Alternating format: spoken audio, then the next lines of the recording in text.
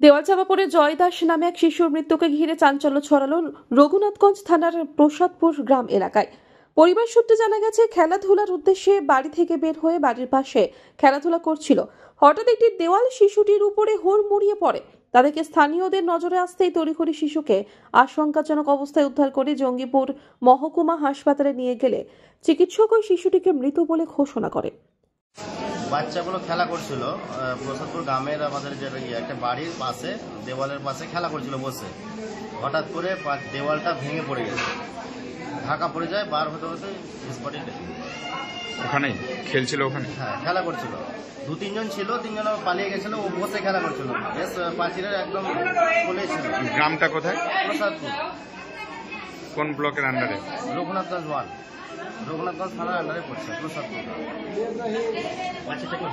বাচ্চাটা ছিল ওই যিনি মারা গেছে বাচ্চাটা, তার বাড়ির একটা বাড়ির পাশে।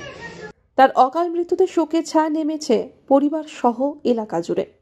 হয়েছিল বলতে বাচ্চাটা পাঁচিলের ধারে খেলাধুলা করছিল, খেলতে খেলতে পাঁচিলটা মানে কাদার গাঁথনি ছিল, পাঁচিলটা উল্টে যায়, বাচ্চাটা চাপা পড়ে যায়।